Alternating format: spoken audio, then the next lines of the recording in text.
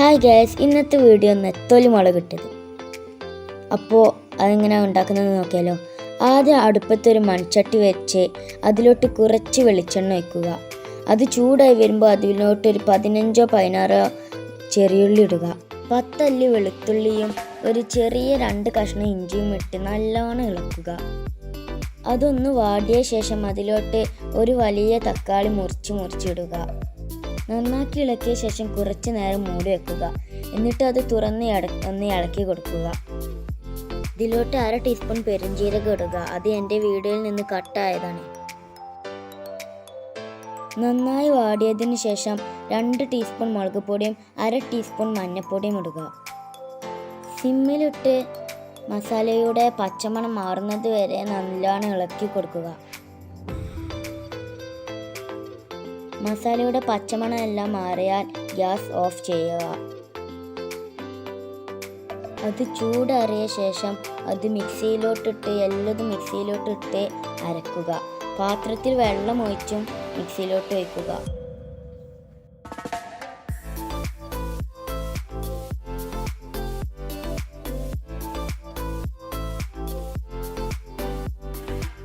ആ മൺചട്ടിയിൽ തന്നെ കുറച്ച് വെളിച്ചെണ്ണ ഒഴിക്കുക. എണ്ണ ചൂടായ ശേഷം അതിലോട്ട് ഒരു 1/4 ടീസ്പൂൺ ഉലുവ ഇടുക. ഉലുവ പൊട്ടിയ ശേഷം കുറച്ച് കറിവേപ്പിലയും 3 പച്ചമുളകും ഇടുക. എന്നിട്ട് നന്നായിട്ട് ഇളക്കുക. മുളകും കറിവേപ്പിലയും ഒന്ന് വാടിയ ശേഷം നമ്മൾ നേരത്തെ അരച്ചു വെച്ച ആ മിക്സ് ഇതിലോട്ട് ചേർക്കുക. ആ പാത്രത്തിൽ തന്നെ വെള്ളം ചേർത്ത് നല്ലോണം ഇതിലോട്ട് ഒഴിക്കുക. നിങ്ങൾക്ക് കട്ടി വേണമെങ്കിൽ ഒഴിക്കാതിരിക്കാം, കട്ടി വേണ്ടെങ്കിൽ ഒഴിക്കാം. പിന്നെ ഇതിലോട്ട് കുറച്ച് പുളിവെള്ളം ഒഴിക്കുക. പിന്നെ 1/2 ടീസ്പൂൺ ഉപ്പിടുക.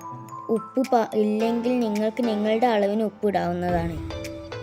എന്നിട്ട് ഇത് നന്നായിട്ട് മിക്സ് ചെയ്യുക. അത് തിളക്കാൻ വേണ്ടി കാത്തിരിക്കുക.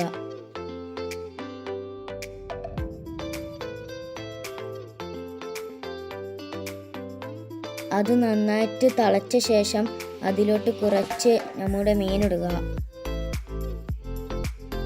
മീനിട്ട ശേഷം ചെറുതായിട്ട് ഇളക്കുക. നല്ലോണം ഇളക്കരുത്. നല്ലോണം ഇളക്കിയാൽ മീൻ ഉടഞ്ഞു പോകും. എന്നിട്ട് 5 മിനിറ്റ് മൂടി വെച്ച് വേവിക്കാം.